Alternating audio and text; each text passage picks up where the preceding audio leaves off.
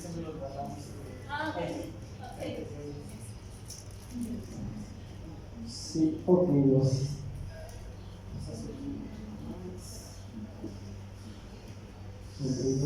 Sí, ok.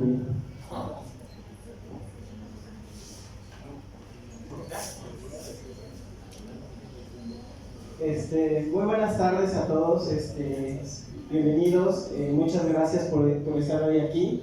Estoy viendo que hay muchas personas que han estado en estos eventos que hemos tenido cada martes, que titulamos Corre la Voz, donde vamos a tener diferentes conferencias con grandes especialistas. Y bueno, hay muchas personas que nos acompañaron la semana pasada en esa extraordinaria conferencia del maestro Vicente Espina, cerca del Parque Juárez. Y bueno, hoy en este martes vamos a tener a la maestra Olivia Domínguez Pérez, que nos va a hablar acerca del barrio de San Bruno. Y bueno, en nombre del Ayuntamiento de Jalapa, la Dirección de Cultura, les damos la cordialmente bienvenida a esta su casa, como dice Museo Casa de Jalapa, donde bueno, aparte de hacer este tipo de eventos, los que ya lo conocen saben que es el Museo de la Ciudad, donde hacemos exposiciones temporales. Y bueno, ahorita y desde hace 2 años tenemos una exposición que habla del convento franciscano de Jalapa. Y bueno, justamente esta casa fue una pequeñísima parte de ese convento franciscano. Y bueno, si no la conocen, cuando tengan un tiempito o bueno, al final de la conferencia, pues pueden entrar, pueden darse una vuelta. Y quedan abiertas también la invitación para que si pues de repente tienen esos maestros, conocen a alguien que de repente quiera realizar un recorrido guiado, con mucho gusto los hacemos, nada más hace falta agendarlo en teléfono, venir personalmente y nos ponemos de acuerdo dependiendo de la agenda y llevamos a cabo este tipo de recorridos guiados. Los fines de semana también hay posibilidad de realizarlos en inglés, pues de repente hay estudiantes o personas que vienen del extranjero. Tenemos un compañero que habla perfectamente el inglés los fines de semana y él también realiza este tipo de recorridos. Y también personas que gusten o que les gustaría llevar a cabo un evento como el que vamos a realizar hoy, también el Museo Casa de Jalapa les abre las puertas para realizar cualquier tipo de eventos, desde un concierto, una conferencia, una presentación. También se pueden acercar conmigo y con mucho gusto les digo cómo pueden hacer para llevar a cabo el evento. Nosotros les ponemos prácticamente todo lo que ustedes, lo que tenemos a posibilidad, lo que ustedes ven. Ya nada más ahora sí ustedes ponen el talento y con mucho gusto este lugar es de ustedes. Entonces bueno, voy a pasar a leer una síntesis acerca de la maestra Olivia. Ella bueno, es maestra en Historia por la Facultad de Historia de la Universidad Veracruzana. Realizó estudios de especialización en Sociología e Investigación Social en la Universidad de Roma, Italia.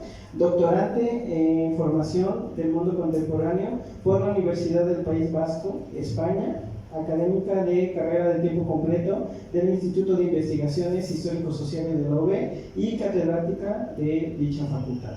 Fue directora del Archivo General del Estado de Veracruz de 1993 a 2016 y asesora técnica del Archivo Municipal de Jalapa del 2018 al 2021.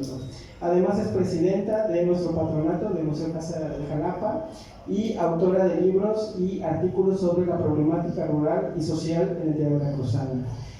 Prolingüista de libros históricos y ensayista sobre la organización de archivos públicos. Entre sus últimas publicaciones encontramos Poder Político, Poder Social, en el Chicontepec decimonónico, en la obra del Gobierno, Política y Cultura, Diálogos entre Tiempos y Disciplinas del año 2022.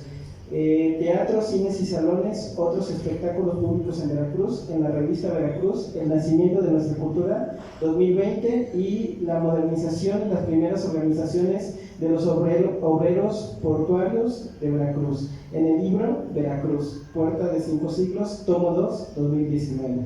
Entonces bueno, les pido un fuerte aplauso y vamos a dejar unos segundos para nuestra reunión.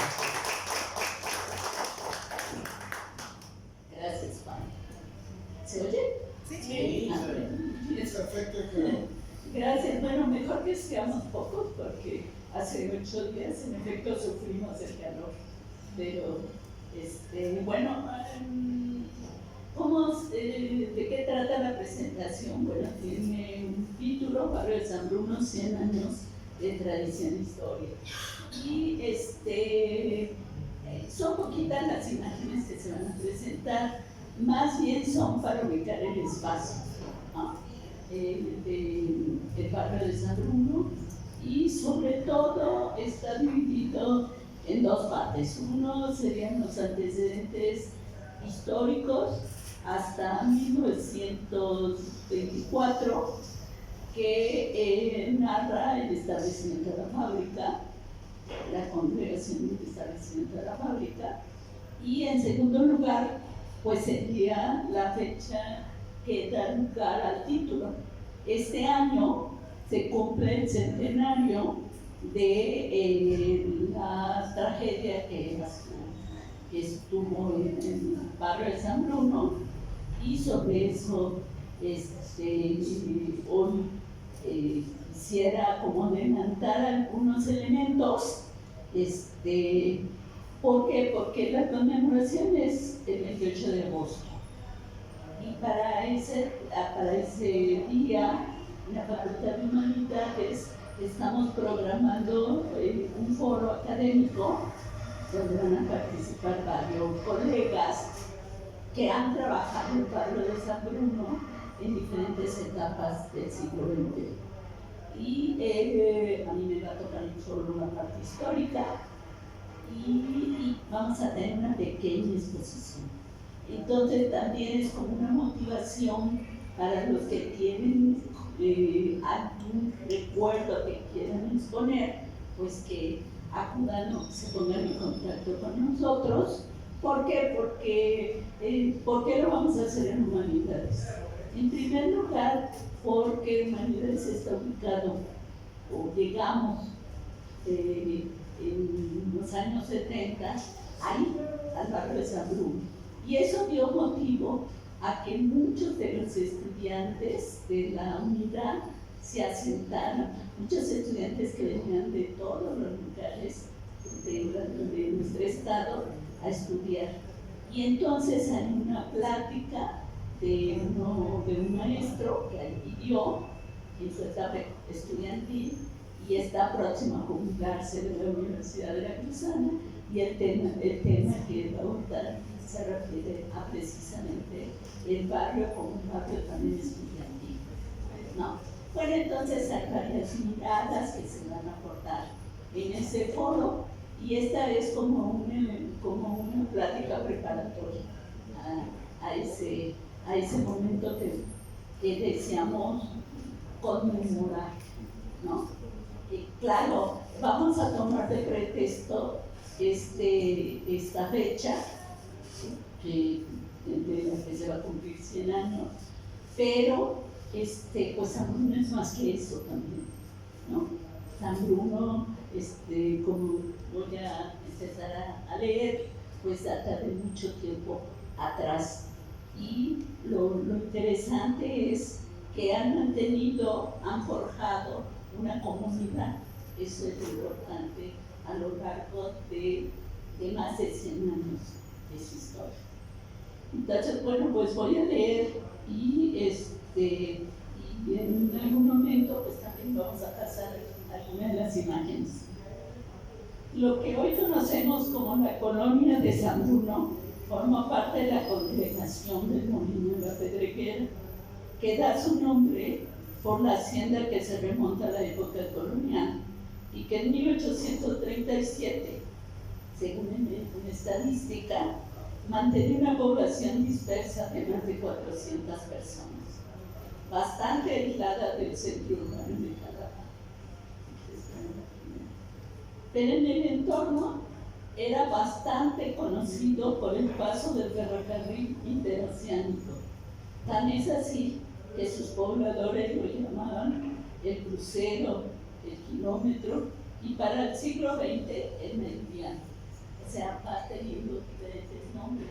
En mapa hay un círculo rojo en la parte superior. Allí es la parte donde está ubicada la congregación. Si lo acercáramos más, lo que pretendo es ampliarlo para agosto, esa parte exactamente. Le doy el crédito, esta es cortesía del doctor Juan César López Romero, este plano. Y entonces, está ubicado arriba, es de 1769 el plan. En la parte superior está ubicado lo que es la congregación y donde está ubicado el molino. Si acercamos la nomenclatura, ahí está ubicado, en esa parte donde se ve redondeado en rojo. Entonces ustedes ven, estaba bien claro en 1769. Pero había población, para 1837 había población que eran un poquito más de 400 habitantes, ¿no? Claro, siempre se fluctúan los censos o este tipo de levantamientos, porque en el siglo XIX pues eran, ¿quiénes lo levantaban? Pues lo levantaban o los militares o la iglesia, ¿no? Y esta estadística de 1837 es una de las primeras que levanta la autoridad municipal de la época y la publican, se publicó en un momento dado. Entonces, una población bastante esclavizada. Y esa pues se ve que casi no, en esa parte no hay construcciones. Bueno, entonces ya para el siglo XX, ¿qué es lo que tenemos? O para finales del siglo XIX, ¿qué es lo que tenemos? Pues una calzada bastante sinuosa que utilizaban los obreros que acudían a trabajar en lo que era la fábrica ya, y la cual recibió varios nombres. Primero el molino de la Pedreguera por su producción de trigo, después la fábrica de la Libertad y finalmente San Bruno. Y en el siglo XIX, aún siendo congregación, se transformó en un importante centro de trabajo textil, y ese sinuoso camino empezaría a adquirir forma y se le llamaría la calzada. A partir de 1924, los lugareños la conocerían como Mártires 28 de agosto.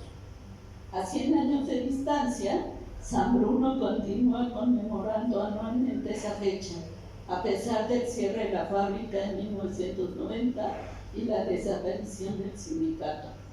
Los vecinos se reúnen para honrarlos. Este es el motivo de la plática de hoy. Los inicios de la fábrica de San Bruno. En la entidad veracruzana, la industria textil se desarrolló principalmente en el Valle de Orizaba y en la región de Jalapa, gracias a la política económica que establecieron los liberales a lo largo del siglo XIX. Con la fundación del Banco de Abril en 1830, se implementó la política industrial que impulsó de manera decisiva la producción textil. A este esfuerzo se unieron los comerciantes jalapeños. Una de las primeras fábricas instaladas en Jalapa fue precisamente también una congregación de San Bruno, de lo que es San Bruno fue la Libertad, establecida en 1841 por Bernardo Sayago en los terrenos del molino de San Roque, hacienda que había adquirido este comerciante originario de Laurijo, y por compra realizada a los días de la Serna y el Rastro. La hacienda, como ustedes saben, y si no, lo agregamos, fue fundada por el capitán José Antonio La Pedreguera, por eso se conoció durante mucho tiempo con este nombre. La operación fue protocolizada conjuntamente entre Sayago y Santiago Condón, habiendo pagado 11,000 pesos. Sayago y Condón lograron instalar la fábrica del molino y al siguiente año disolvieron la sociedad, quedando como único dueño Bernardo Sayago. La fábrica produjo en esos años, o que era lo que producía en esos años, piezas de hilaza, material que se utilizaba para la elaboración de cordeles, cordoncillos, barrilos, ceñidores, manta sencilla y de doble ancho, telas estampadas, toallas, colchas de algodón y listadas. producción que seguramente era consumida también por los lugareños y por los jalapeños. En 1875, Guillermo Prieto describe su visita a Jalapa y toca en ese recorrido que hace varios lugares, pero entre las haciendas fue precisamente el molino. Y queda para la historia un relato muy pequeño que se los voy a leer.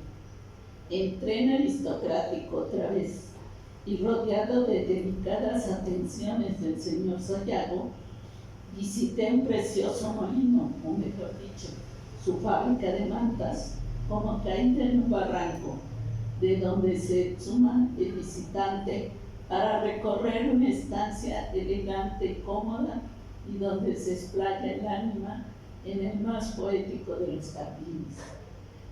Bernardo Sayago, ¿quién es Bernardo Sayago? Pues era un empresario que ya dije que era originario de Neolinco y que dedicó mucho de su capital a fomentar el sector agrícola, pero que invirtió también en la compra de bienes inmuebles, rurales, urbanos, así como la práctica de crédito en hipotecas, además de financiar obras de infraestructura como el tendido de vías férreas, con lo cual se asoció en 1865 con el empresario poblano Ramón Sangrones. Finalmente, logró con éxito la comunicación entre Veracruz y Jalapa en 1875. 2 años más tarde culminó el ramal de Jalapa y Coatepec. A su muerte en 1880, las riendas de los negocios fueron tomadas por su hermano Antonio, quien seguramente, aunque sí la mantuvo algunos años, tomó la decisión, porque quizás no era de su interés, vender la hacienda del molino y su fábrica a la familia Gómez Farías. La fábrica de San Bruno en 1880 fue encuestada por la Secretaría del Fomento y existe un documento firmado por Antonio Sayago donde narra cómo está la fábrica. Y entre las cosas que yo les voy a mencionar, dice que en su fábrica trabajan 154 obreros distribuidos en los departamentos de tejedores, hiladores, tintoreros, preparadores y operarios de mantenimiento como herreros y carpinteros. Esta fábrica después va a ser vendida y la adquiere Benito Gómez Farías, hijo del ilustre político liberal Valentín Gómez Farías, sirviendo de intermediario en dicha operación el poeta José María Esteban, quien decidió vender en 1900 la factoría a la compañía española Saldo Hermanos. Los nuevos dueños bautizaron o cambiaron el nombre a la fábrica de molino por San Bruno, en justo homenaje al fundador de la compañía, que se llamaba Bruno Saldo Rivera, quien había llegado a México aproximadamente en 1856, proveniente de la provincia de Burgos, de Prado Luengo, y había fundado la Casa Saldo en Veracruz. Y esa casa o ese negocio había invertido su capital en varios giros, digamos. Tenían inversiones, los Saldo hermanos, muy exitosas. En el último tercio del siglo XIX, pues lo tenemos como propietarios y accionistas de ingenios, de bancos, de tabacaleras, y ahora se arriesgaron a invertir en la industria textil. La fábrica de hilados y tejidos fue adquirida en el mes de marzo en la cantidad de 122,500 pesos. a pesar de que el negocio no presentaba su mejor producción, porque de la producción que había mencionado Antonio Sayago, que era muy parecida a la producción que tenía otras fábricas en Jalapa. Una era la industria jalapeña también, la criolla también. Había otra que era la Providad. Pero todas ellas eran como muy fluctuantes, tanto en su producción como en su capacidad laboral, ¿no? De acuerdo a lo que producían, contrataban o despedían trabajadores.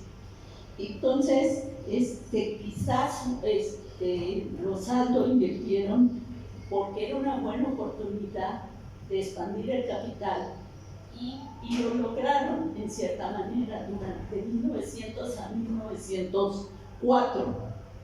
Estamos hablando de ese periodo. Hay alguna referencia donde se dice que cuando Saldo la compró, había de 150 y tantos obreros que había manifestado Antonio Sayago en 1887, ahora solo tenían 72 operarios. Y si vemos después cómo se comporta la fábrica, pues le quiere decir que los Aldos vinieron e invirtieron. O sea, lograron que la fábrica volviera a recuperar su capacidad, ¿no? Y ampliaron las instalaciones, porque existe en la compraventa una cierta infraestructura que adquieren en 1900. Pero si lo vemos para 10 años después, para 1914, la fábrica tenía una expansión muy grande. Había vendido los bienes inmuebles originales.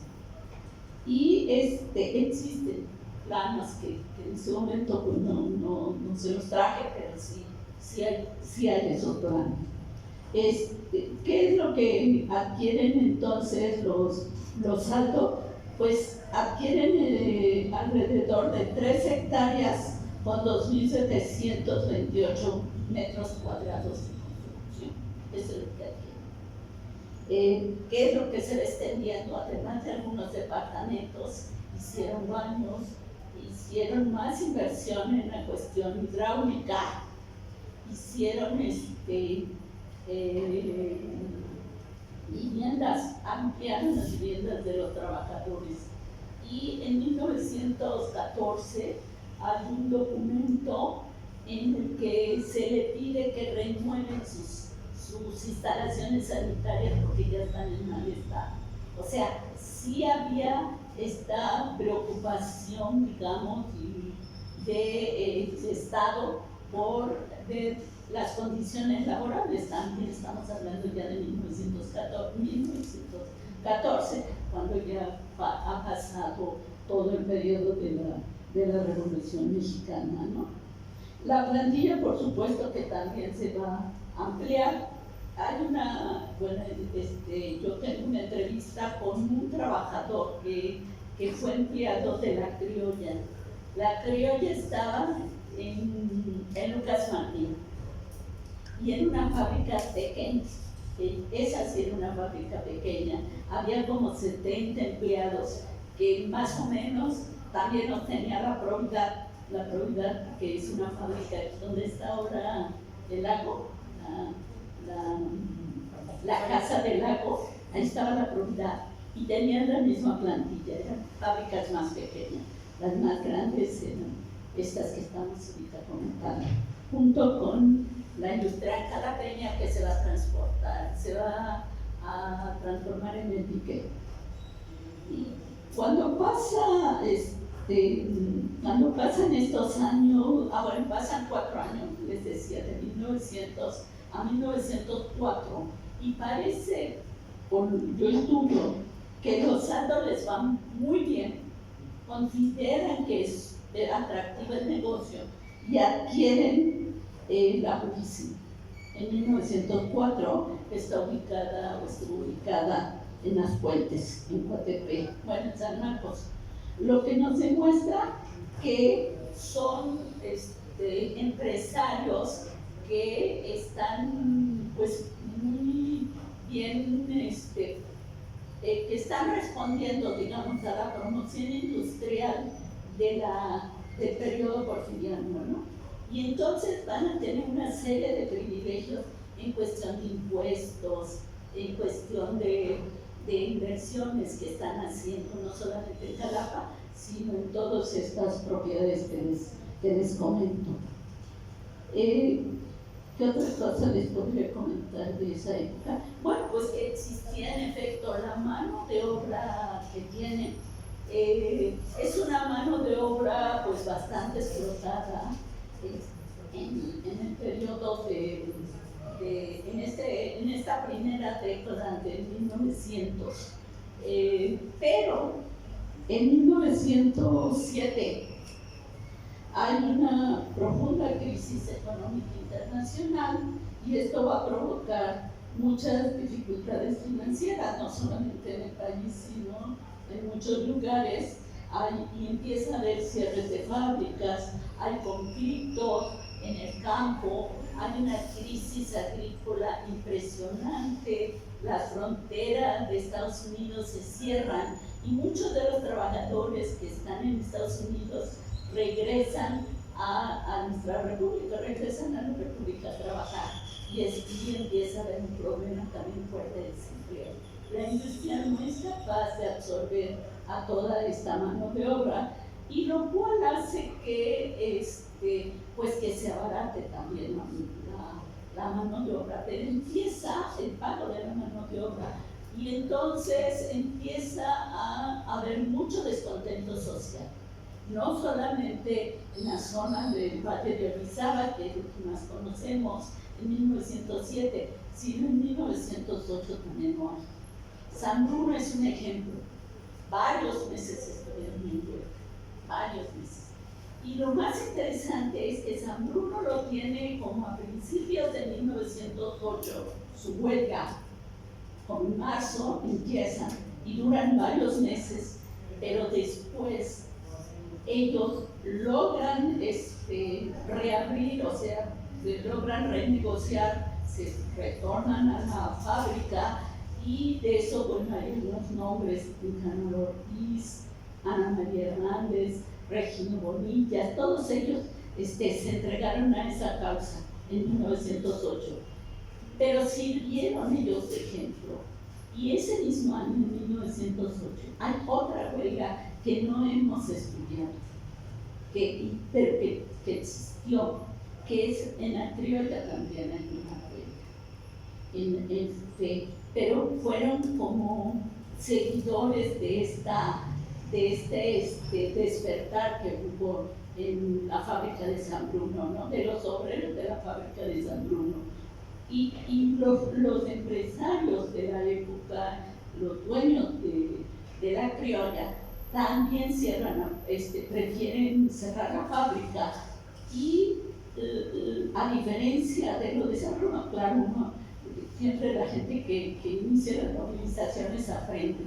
En el caso de San Bruno, los obreros de San Bruno sufrieron mucho, eran pocos los apoyos que tenían externos. En el caso de la fábrica de la criolla, hubo un apoyo precisamente de San Bruno. Fueron solidarios con estos trabajadores de la criolla. Obviamente no tenían mucho que dar. ¿Qué aportaron? Sus relaciones. Ellos habían entablado en San Bruno ya desde la época en que estuvieron en huelga, habían estrechado un vínculo con los trabajadores de la fábrica de Río Blanco. Entonces, cuando se ponen en huelga la criolla, lo que hacen es mandar o abrir un espacio, negocian que haya espacios para que los trabajadores se vayan al Valle de Orizaba, muchos de estos trabajadores. Algunos se quedaron seguramente en Orizaba, pero otros regresan.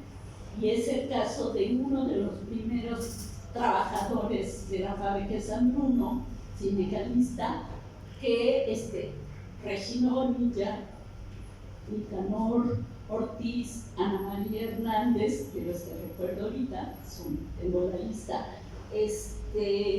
lo arropan, y es Casimiro Melgarejo, que es un personaje que vamos a encontrar posteriormente. Entonces, bueno, ¿qué es lo que empiezan a negociar a partir de 1908? Mejorar las pésimas condiciones de trabajo.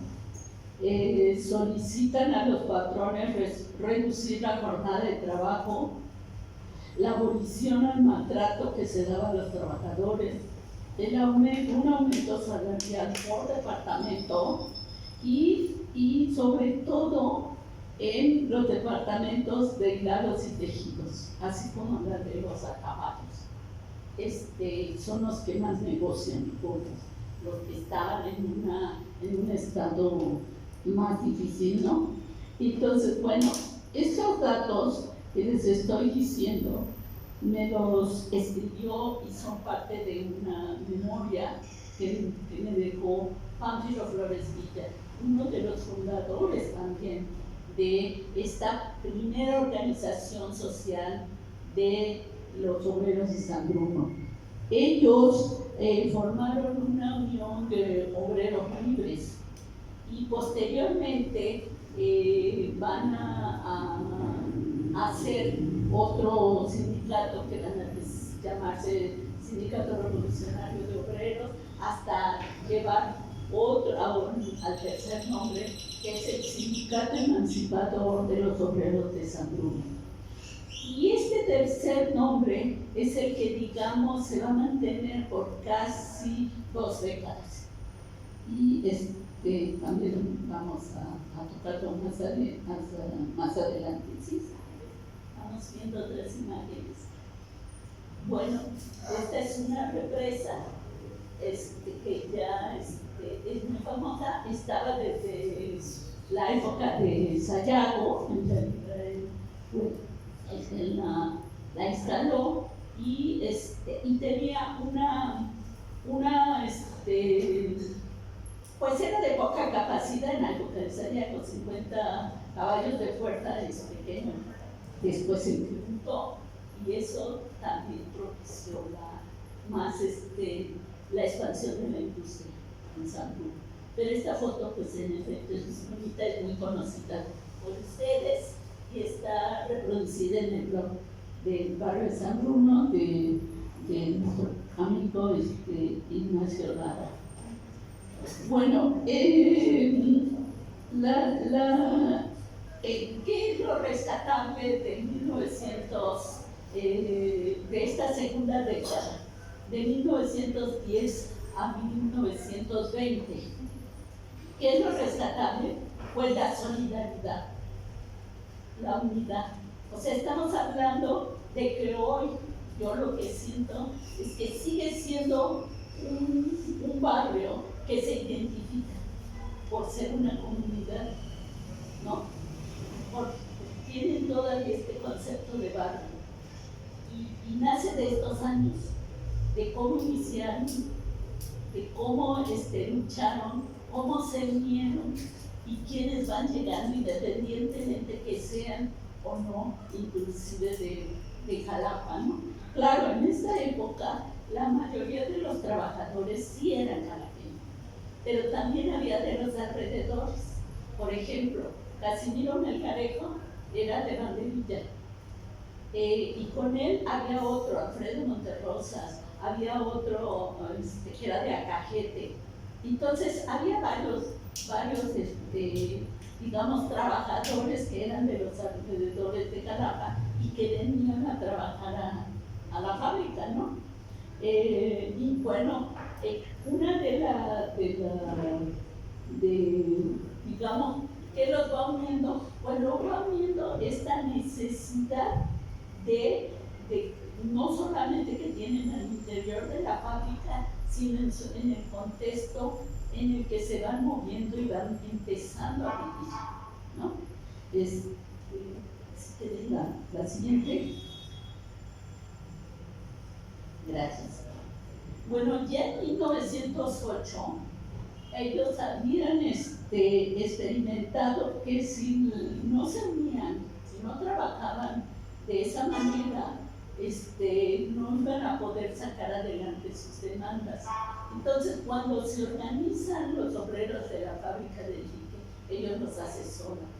Cuando se organizan los obreros de la Purísima, ellos también los asesoran. Hasta el grado que hacen una federación, en 1919, hacen una federación de obreros de la región de Jalapa. Y en esa época también van a, la Purísima va a tener una primera huelga. O sea, hablamos de que había habido huelgas en Jalapa, pero en Las Fuentes no había habido huelgas. Y en 1918 empieza a haber problemas en Las Fuentes que desencadena en una huelga en 1919. Y las huelgas, si uno las ve uno por uno, tienen que ver porque se están introduciendo nuevos hilos para trabajar. Y esto va a provocar que las maquinarias a veces no respondan no respondan de la misma manera porque están pensadas para hilos que se trabajaban anteriormente. Entonces los propietarios exigen más producción cuando las máquinas no son suficientes o no tienen la capacidad para tener la producción que se requiere. Entonces, es parte de los conflictos que hay en esta segunda década. Estamos hablando de la modernización de la industria textil. Es decir, bueno, sí podemos trabajar, sí podemos hacer lo que se nos requiere, podemos pasar del algodón a drill, o en el caso de la Purísima, se les incorporó el lino, trabajaron lino en esa época. Dijeron, sí, pero la máquina no es para trabajar lino. Entonces, esos eran los conflictos, ¿no? Que la modernización tenía que ir aparejada en todos sentidos, en la industria, para que tuviera una producción también de acorde a lo que se estaba requiriendo también en el mercado, ¿no? Para 1919, bueno, ya todavía permanecen en un congreso que se hace. Todavía está esta generación de obreros fundadores de San Bruno, Regino Bonilla, aún está, pero ya aparecen otros obreros, como Crisóforo Cortés. Ya aparece o empieza a haber una generación de obreros que va a tomar las riendas del sindicato, y entre esos está Casimiro Melgarejo, quien va a ser dirigente ya para la tercera década del sindicato de San Bruno. Que yo recuerdo, bueno, está en la entrevista que le hice a don Casimiro, a los 90 años, era una persona muy lúcida, todavía está muy lúcida, y él recordaba cómo hubo una primera concentración de obreros de la región, y porque se estaba creando la TRON. Y entonces, bueno, ellos en ese congreso, ellos aprenden con los tromianos, aprenden que había que organizar no solamente a los obreros del medio rural, sino que había que organizar a los campesinos. Y entonces empiezan a expandir su influencia a los lugares cercanos a Chico, ya a otros lugares, ¿no? Tenían gente en San Andrés, San Iguayocan, en varios lugares, ¿no? Algunos venían a trabajar a la fábrica, pero otros eran campesinos. Entonces de ahí empiezan a rescatar la necesidad que hay de la población de tener tierras, y empiezan a ayudarlos a formar comités agrarios campesinos. Al mismo tiempo, en San Bruno también se empieza a formar los primeros comités agrarios para lograr la dotación ejidal de las tierras del Molino de San Roque y de la hacienda de Lucas Martín. El molino en esa época, en 1920, tenía una extensión de 498 hectáreas y pertenecía a María Luisa Gómez Farías de Dehesa, mientras la de Lucas Martín era de Emilia Pruseg, viuda de Jiménez, y tenía 2.134 hectáreas. Los argumentos que los propietarios plantearon para evitar la afectación ante el gobernador pues no fueron válidos o no lograron detener la dotación. Tejeda, en esa época gobernador del estado, dictaminó que se dotara a los campesinos de la congregación de San Bruno de 438 hectáreas tomadas proporcionalmente de dos propiedades, o de las dos propiedades. Más adelante, el 25 de octubre de 1923, Álvaro Obregón dio la resolución definitiva y restituyó aún más tierras, 553 hectáreas en total, ¿no? Resalta un hecho, que si uno analiza el padrón de solicitantes de tierras, unos eran obreros y otros campesinos. El sindicato de San Bruno asesoró siempre a estos campesinos y les facilitaba su pequeño salón donde ellos también hacían juntas. No es en el edificio que muchos conocimos, estaba ubicado en otro lugar, pero cerca. Los beneficiados de la dotación fueron en su mayoría campesinos, pero también obreros que empezaron a dedicar una parte del día a las labores del campo y otra a su trabajo dentro de la fábrica. Uno de ellos era precisamente Pancho Flores Villa, que con mucho orgullo decía esta lucha que se tuvo y que además lograron con el tiempo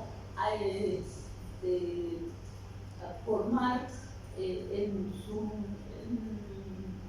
digamos sus casas, ¿no? Una parte destinaron para sus casas, mientras otra parte son las parcelas, que es el último que vamos a ver, la última imagen, que hayan salido 6 colonias, ¿no? Pero porque hubo varias ampliaciones a esta primera resolución que estamos diciendo en este momento. Si quieres vemos las otras imágenes. Perfecto, también. Bueno, entonces esto fue en el año 23, el 25 de octubre de 1923. ¿Qué pasa en estos meses de 1923? Pues ya de acuerdo a Soledad García Morales, una colega investigadora ya jubilada, que tiene un libro muy interesante sobre la rebelión de la huertista, durante meses atrás ya se veía que había intereses entre varios sectores revolucionarios o que habían participado en la revolución, y muchos no estaban de acuerdo con seguir al gobierno de Álvaro Obregón, ¿no? Sobre todo porque veían la sucesión presidencial y no estaban de acuerdo con el nuevo candidato. Durante estos años, durante estos meses, en 1923, como había mucha hostilidad contra los campesinos beneficiados por la tierra en general en todo el estado, no solamente en la parte centro, en el norte, en el sur, hubo una política del gobierno del estado de armar a los campesinos. Inclusive también los campesinos de San Bruno fueron dotados con armas en mayo, poquitas armas, no crean que eran 20 o 30, ¿no? Era muy poco el armamento. Se las ofrecieron a los obreros. Y los obreros de San Bruno dijeron, no, porque nosotros trabajamos en nuestra fábrica, somos trabajadores, no tenemos nada que ver con la cuestión del reparto digital, que eran los que estaban siempre acosados por los terratenientes, ¿no? Se negaron. Lo que sí dijeron, y eso está en los documentos oficiales, aparece una carta firmada precisamente por Casimiro Melgarejo diciendo lo que sí necesitamos es un destacamento permanente en San Bruno, cosa que no se logró. La política era armar a las guerrillas campesinas, que eran básicamente los beneficiados por la tierra, llamados los voluntarios, y esas armas sí están, por supuesto. Les digo, eran pocas en San Bruno, en realidad eran muy pocas. Y ¿qué pasa? Pues que durante la rebelión de la Huertista, que estalla el 6 de diciembre, se controla a finales de febrero de 1924, esas guerrillas funcionaron para apoyar al gobierno de Tejeda, ¿no? Y respondieron y dieron a las órdenes para cuidar la zona aledaña a Jalapa. Digamos, una vez calmado la rebelión, que fue a partir de que Adolfo de la Huerta se va a Estados Unidos al exiliado en marzo del 24, pues aparentemente se termina este estado, digamos, de violencia o de rebelión, pero no es así. En Jalapa sigue habiendo, en varios lugares, no solamente en Jalapa, en muchas poblaciones del estado, sigue habiendo como gente que se queda con armamento y que no tiene ya la posibilidad de reintegrarse al ejército porque ya están marginados, ya se les considera traidores por haber secundado a la rebelión de la Huertista. Entonces, uno de estos grupos que asolaba los alrededores de Jalapa, pues era encabezado por Cruz Arenas, por Miguel Ángel Alarcón y David Canzoni, y ellos pues están continuamente en los alrededores de la fábrica. Hay un relato también de Casimiro Melgarejo, que no los traigo, los traigo, te los leo, que platica esa parte, ¿no? Esa parte donde dice, te los voy a leer como él lo platicaba. Dice, los rebeldes, se refiere a estos que les menciono, venían a San Bruno, como a eso de las 9 de la noche.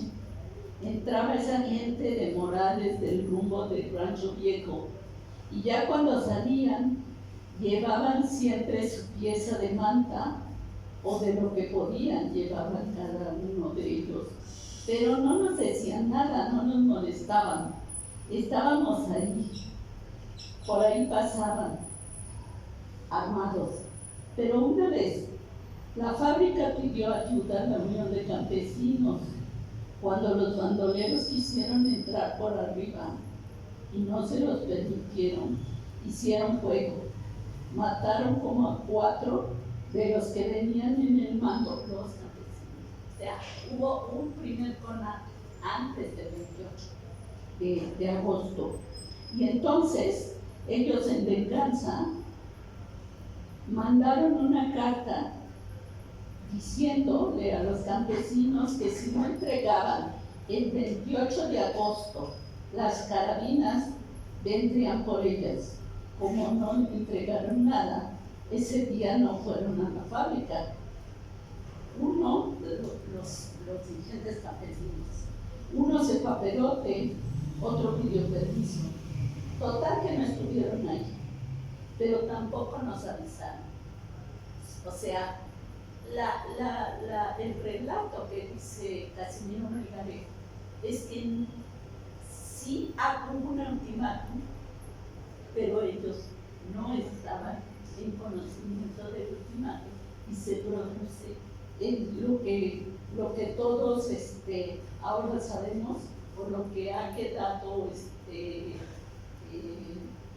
como un relato también oficial, de que entran, los asaltantes llegan y dieron muerte a Honolio Rodríguez y a Fidencio Caña del sindicato de panaderos, y fueron capturados operarios de la fábrica, entre ellos José Hernández, Alberto Calderón, Sepúlveda Triste, Manuel Hernández, León Pérez, Isauro Sánchez, Ignacio Vivero, Isidoro Avendaño, Francisco Moreno y Armando Rodríguez, a quienes se les obligó, eso también está relatado, a cargar la ropa y objetos extraídos de la factoría. Al pasar por el punto denominado La Bolsa, también cometieron otras fechorías. Pero ¿qué es lo que pasa después del 28 de agosto? La fábrica y sus trabajadores vivieron no solo las incertidumbres de sus compañeros desaparecidos, sino también fueron víctimas de otras incursiones que tampoco registramos, pero que sí la registran los informes de la Guardia Civil del momento. Una fue en septiembre, otra en octubre y la cuarta en noviembre, o sea que 4 en total.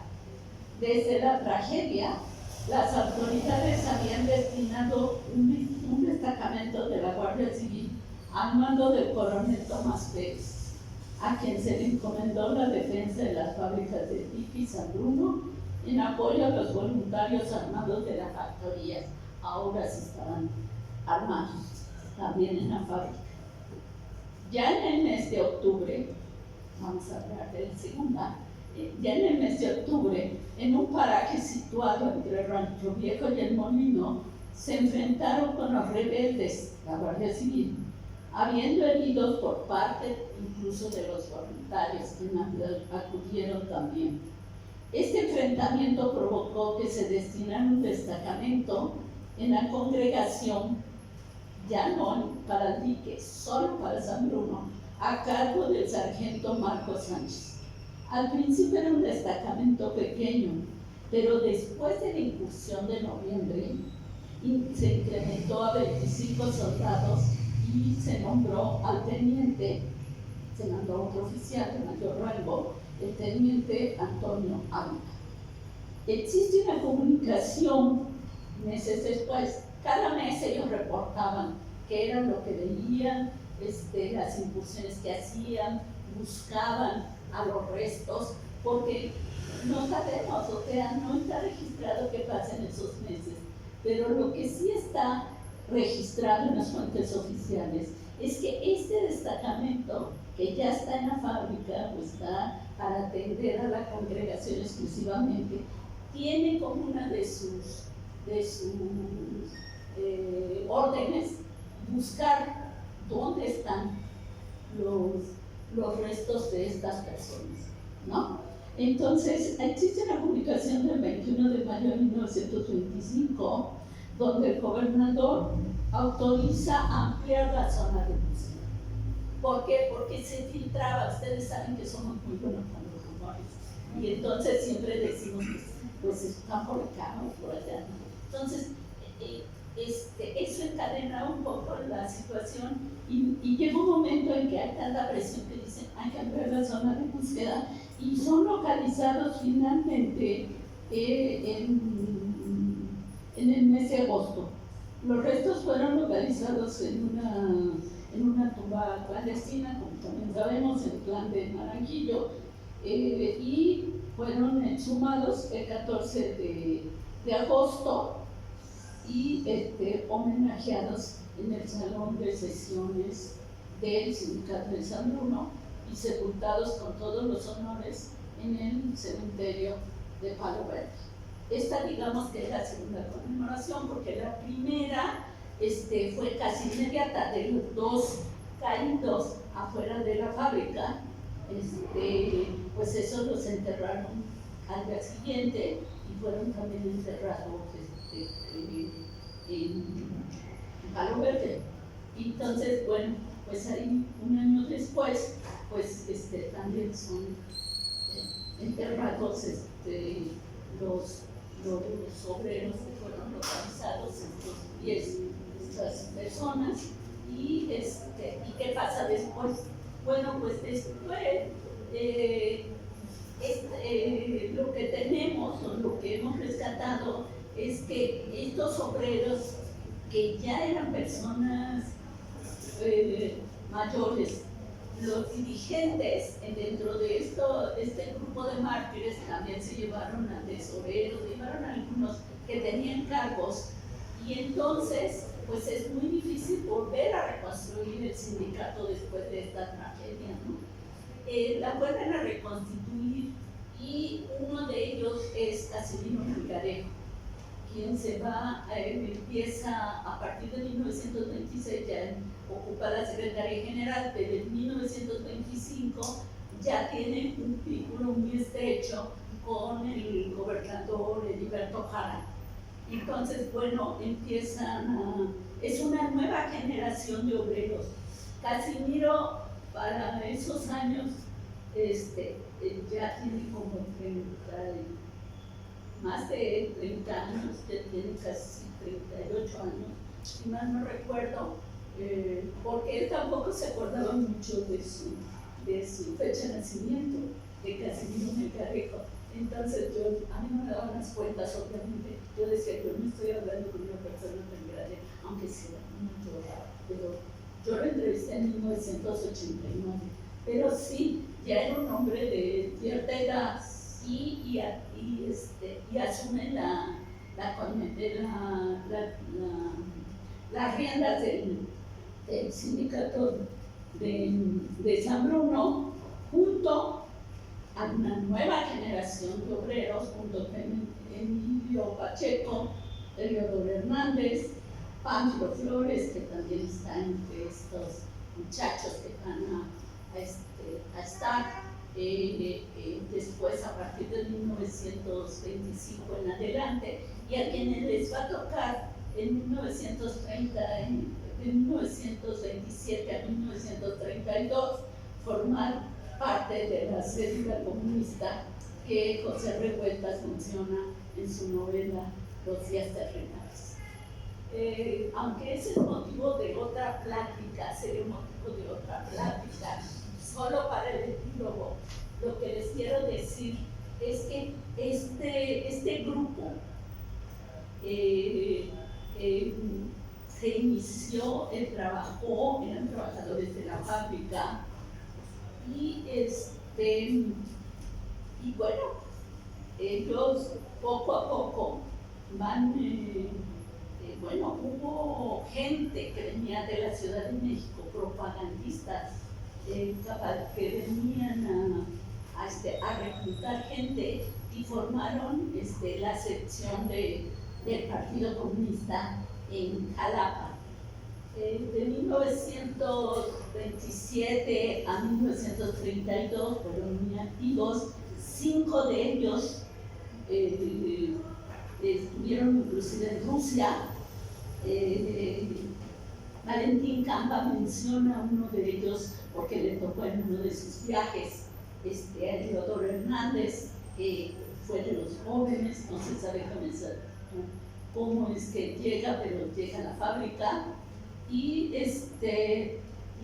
él más o menos llega en 1926, empieza a trabajar también muy joven, y tenía otros familiares que también trabajaban en la fábrica. Seguramente eso también ayudó a que ingresara en la fábrica.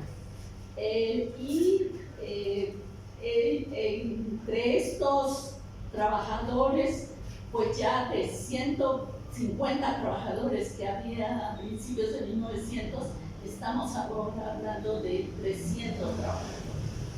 Estos 300 trabajadores muchos de ellos se incorporan con mucha fuerza a las actividades de la local comunista y forman parte de otra organización que es la Socorro Rojo Internacional. Y bueno, quizás los más activos son los que se van a Rusia, regresan y varios de ellos son aprendidos en mayo, ¿sí? No, el 27 de junio de 1931. Y en 1931, cuando ya el Partido Comunista está en una clandestinidad, ya tienen una lista en realidad. La policía, eso es poco también se estudia, pero existen los infiltrados en los sindicatos, existen los que pasan información, digamos, y entonces hay toda una lista de militantes del Partido Comunista, y el 27 de junio hacen una redada en Jalapa. Había habido otros acontecimientos que les digo, no los puedo ahorita atender todo, no lo recuerdo así cronológicamente, solo voy a hablar del 27 de junio. Y traen esta lista, y hay en total muchos de los detenidos, son muchos, son como 50 detenidos, de los cuales muchos se van a Veracruz y Veracruz los van soltando, logran regresar a Jalapa, pero 10 no, 10 son los que se van a las Islas Marías, entre ellos 2 que habían viajado a Rusia, que uno es Casimiro Melgarejo y el otro, porque ya ahí no creo que me acuerdo de todos los nombres, Rosendo Morales Farfán, que él era oriundo de Acajete y tenía 27 años, muy joven. Entonces, bueno, de esa lista de 10, hay un informe que logró rescatar un amigo mío, un colega de México, que es Jorge Mancreo, que ha estudiado mucho el trabajo de partidos. Y entonces es muy interesante ese informe, porque es un informe que lo hace un agente de la policía, de esta policía que pasa información, y lo comisionan directamente de México para ir a ver a estos detenidos en las Islas Marías, y entonces hace un recuento de cada uno de ellos, entre ellos los 10 de Jalapa, ¿no? Claro, es un informe en el cual los obreros, uno lo tiene que agarrar siempre con pinza, porque si uno lo lee, ellos dicen, el único que admite su militancia es Casimiro Melgarejo, y hay otro. Uno que no era obrero de San Bruno, pero que también se fue en la redada, de apellido Razo, Juan Razo. Él sí no era de San Bruno, pero en la redada se fue. Y entonces él dice, no, yo no soy obrero de San Bruno, se equivocaron conmigo, pero no se equivocaron. Él estaba en la mira. Ese informe, sí yo lo localicé aquí en el Archivo General del Estado. Cuando piden desde México, le piden al gobernador que investigue a varias personas. Entre ellas, pide que investiguen a unos extranjeros. Y uno de ellos es Juan Razo. Pero Juan Razo no era extranjero, tenía la mejor pinta de extranjero, pero no era extranjero, era mexicano, no jalapeño. Y en efecto, sí era un propagandista del Partido Comunista, ¿no? Que había venido a eso, a Jalapa, ¿no? Pero que estando en las Islas Marías, por supuesto, no por el Partido Comunista. Pero bueno, la información estaba muy atrás, ¿no? Sí, no es algo que fue al azar, no. Vinieron y sabían a quiénes tenían que detener. Bueno, eso es uno de los episodios de San Luis. ¿Qué pasa después de los 30? ¿Qué pasa en los años 40? Pues hay como un esfuerzo por olvidar este pasado comunista. Y como hacen un esfuerzo por cancelar este pasado comunista, entonces lo que hace, también el Estado participa, es hacer esta conmemoración, fomentar esta conmemoración, que era una conmemoración de la congregación que para estos tiempos de los años 40 se va convirtiendo en una colonia. Y empieza a haber otras colonias que son producto de la segunda ampliación, la colonia obrero campesina, la colonia de Luz del Barrio, etcétera, ¿no? Entonces, bueno, estas colonias sí conmemoraban a sus mártires del 28 de agosto hasta que el Estado decide tomarla también como una conmemoración de ellos. Y pero sí había la tradición en el barrio, tan es así que lo vemos en lugares emblemáticos, ¿no? Por ejemplo, la escuela, ¿no? Tiene el nombre de ellos. Entonces, el parquecito, la presa esa que en un momento dado le dieron otro nombre. Entonces, ellos no lo ocultaron, pero el problema fue la represión. Entonces, cuando lo reprimen, pues obviamente ellos tratan de ocultarse. Y en 1937 hay todo un expediente también laboral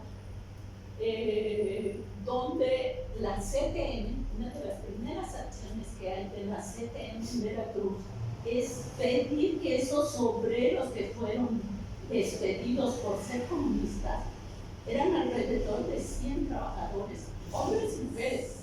Había también mujeres muy importantes porque hubo mujeres muy aguerridas que tenían un centro femenil, primero era un club y lo transformaron en centro femenil, que es el Centro Femenil Rosa Luxemburgo. Entonces, bueno, ese también, también como que cuando yo investigué, estoy hablando de los 80, no querían hablar de ello, a pesar de que ellos eran parte de esa historia. Preferían hablar de esos mártires del 28 de agosto, de los logros que habían tenido de la formación de la colonia, de la formación del parque, de sus equipos de béisbol, de todo lo que habían logrado con la expansión, de la expansión de las colonias, de lo que habían donado de las tierras. Seguimos, ese es el edificio sindical. Ese es México. Seguimos.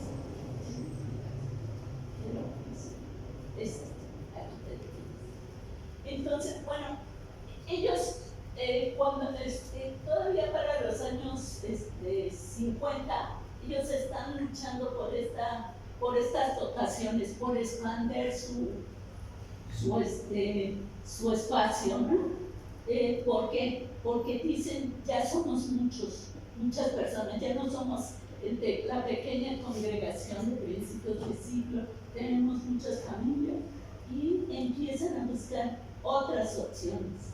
Esta es la parte que le tocó, donde se aceptó el barrio de la Luz. Pero si vemos al lado derecho,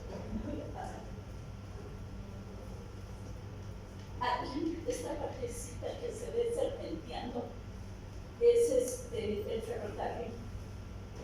Y el ejido de San Roque en la parte superior.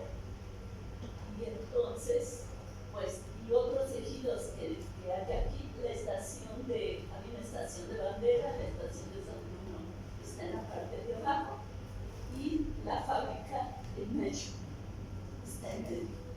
Entonces, bueno, eso está en todo ese gran plano que está ahí Y hay otro plano más interesante, nada más que se me dio tiempo escaneado. Pero el último plano, que es de 1954, ya se ve toda la ampliación y las donaciones que se empiezan a hacer, pues donde está el Museo de Antropología, donde está la Escuela Normal, también donde está la antigua, donde está la economía por parte de Egipto. Pero en ese plano lo que se observa es la expansión a la actual Escuela Normal hasta llegar a lo que hoy sería Soriano, hasta ahí. Entonces, bueno, esa es la parte que he elegido, o bueno, que el barrio de San Bruno le gustaba recordar y remodelar y tenerlo siempre como esos logros en pro de la educación que empezaron a hacer, en pro de la cultura, etc. Una historia muy interesante que desgraciadamente no podemos detener mucho acá, pero que los invito el 28 de agosto en Humanidades. Los convoco, les pasaré mi educación. Muchas gracias.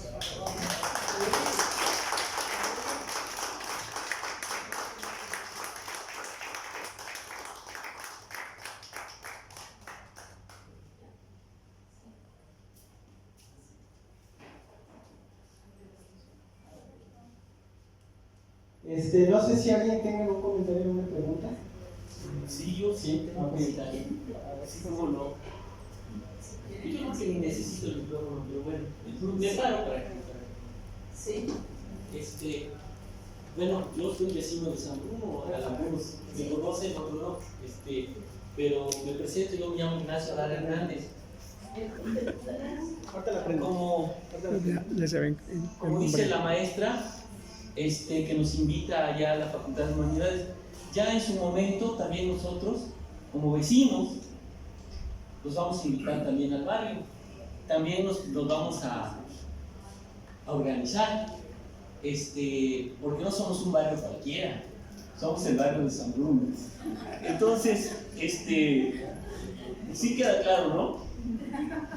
La maestra, como no tengo palabras para agradecerle a la maestra todo lo que ha hecho por el barrio, que lo ha puesto siempre muy, muy por arriba, y otras personas, pero bueno, es el turno de ella hoy.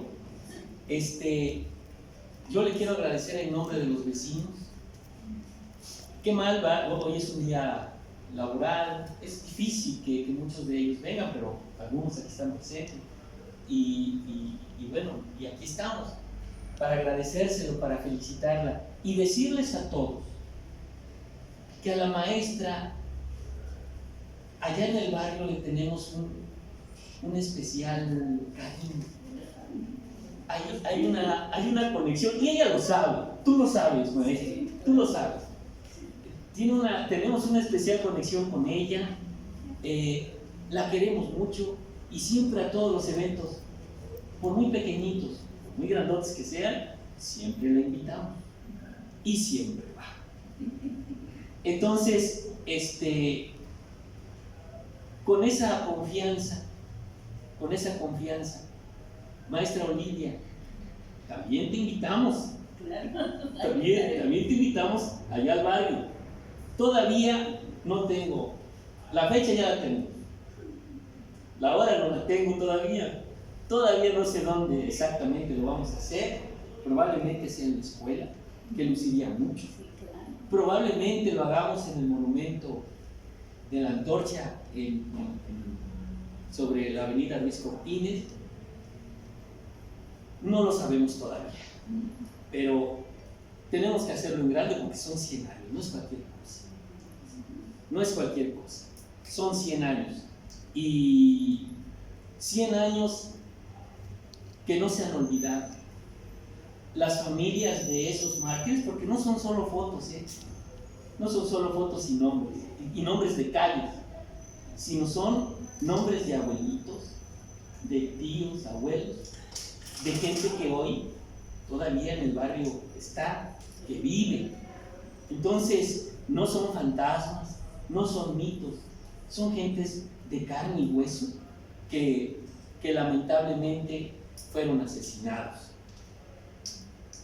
Hoy entendimos otras cosas. Yo no tenía claro algunos datos. Hoy ya hay nuevos datos, maestra, que bueno, poquito a poquito han salido a la luz, porque pues por muchos años se ocultó. Los intereses trastocados así lo hicieron. No quisiera abusar de la voz, también creo que algunos otros quisieran decir algo, pero en nombre de la Asociación de Colonos del Barrio de San Bruno ACE y en nombre de mis vecinos, maestra, te agradecemos mucho la invitación. Estás invitada, todavía no hay fecha, todavía no hay lugar ni hora. Y a todos ustedes también, porque seguramente habrá comida y seguramente habrá también hasta bebidas espirituales. Entonces, porque allá se celebra diferente, ¿eh? Allá se conmemora diferente. Porque más que celebrar, conmemoramos, recordamos. Maestra, muchísimas gracias. Y a mi esposa, que siempre me acompaña, que siempre vengo de chismes. Muchísimas gracias. Maestra, un aplauso a la maestra. Muchísimas gracias, maestro. Maestro, ¿qué te puedo decir a ti también? Siempre estamos aquí y otras personas que olvido sus nombres. Maestra, muchísimas gracias. En San Bruno, quisiera decirles, y cierro con esto, San Bruno también es Jalapa. Muchas gracias.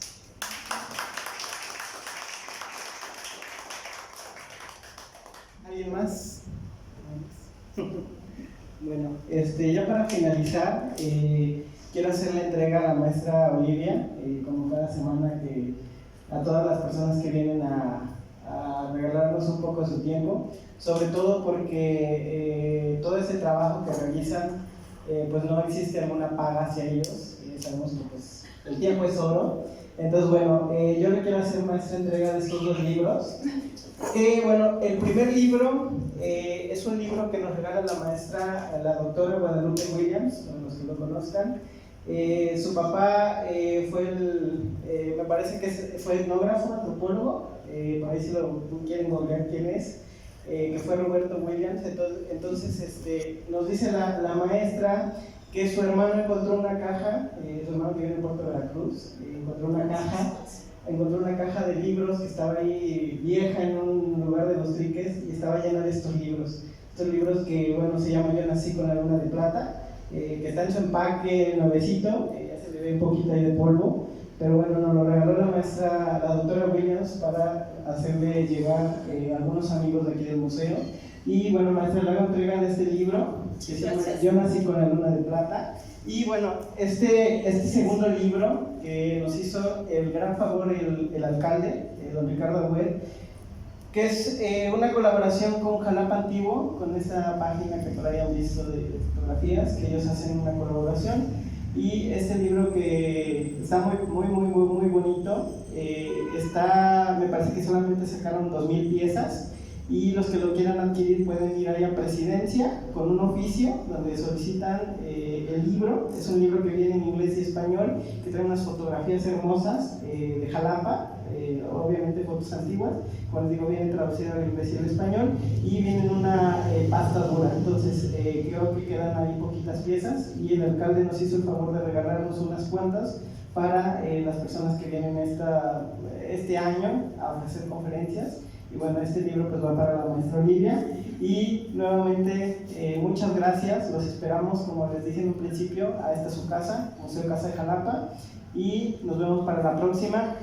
Ahorita, bueno, como ya acabó pues, la veda electoral, que ya podemos otra vez promocionar todos nuestros eventos, nos pueden seguir en una página que se llama Cultura Jalapa, que está en Facebook, Instagram, en todas las redes sociales. Y ahí van a poder encontrar todos los eventos que realizamos tanto el Museo Casa de Jalapa y todos los recintos culturales que pertenecen al ayuntamiento, como lo es el Teatro JJ Herrera, el Museo de la Música Veracruzana, que está en Los Berros, el Centro Recreativo y el TAP, que es un centro que está aquí en Las Higueras, que también realiza cuestiones culturales.